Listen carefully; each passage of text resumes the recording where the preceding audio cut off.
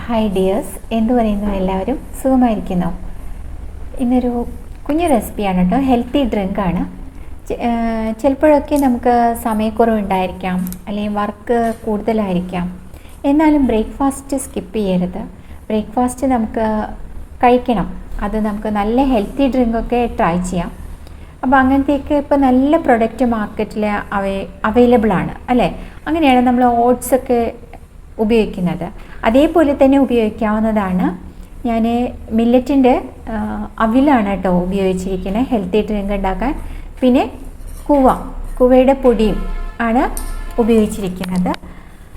പെട്ടെന്ന് നമുക്ക് എന്താ പറയുക, ഇങ്ങനെ ഒരു ഡ്രിങ്ക് കുടിച്ചാൽ തന്നെ കുറേ നേരം നമുക്ക് അതിൻ്റെ എനർജി ഫീൽ ചെയ്യും. നമുക്ക് ദോശ ഉണ്ടാക്കാനോ ഇഡ്ഡലി ഉണ്ടാക്കാനോ ഉള്ള ടൈമില്ലെങ്കിൽ നമുക്ക് ഇങ്ങനത്തെ ഹെൽത്തി ഡ്രിങ്കുകളൊക്കെ ഒന്ന് ട്രൈ ചെയ്യാം. വളരെ എന്താ പറയുക, ഹെൽത്തിയാണ്, ഡെലീഷ്യസാണ്. കൂവയുടെ കാര്യം അറിയാമല്ലോ, വളരെ നല്ലതാണ്. അതിന് സ്വാഭാവികമായൊരു മധുരമുണ്ട് കൂവയ്ക്ക്. അപ്പോൾ പല രീതിയിൽ നമുക്ക് ഉണ്ടാക്കാം.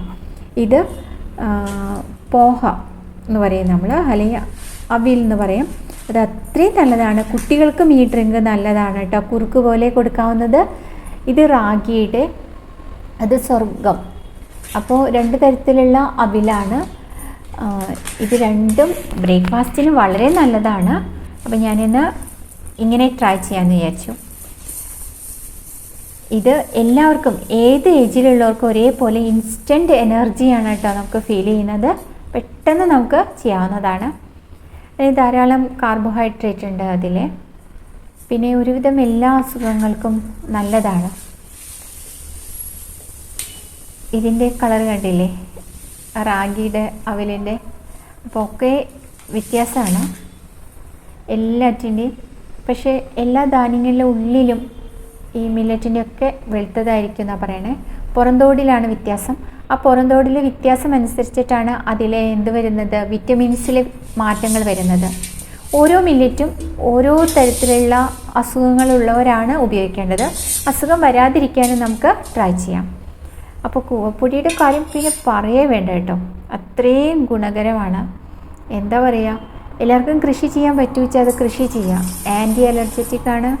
പിന്നെ എന്താ പറയുക, എന്തൊക്കെ ഉണ്ടാക്കാനാണ് ഉപയോഗിക്കുന്നത്, കുക്കീസ്, കേക്ക്, സോസ്, സൂപ്പ്, പിന്നെ എന്താ പറയുക, പുഡിങ്ങിന് ധാരാളമായിട്ട് ഉപയോഗിക്കുന്നുണ്ട്.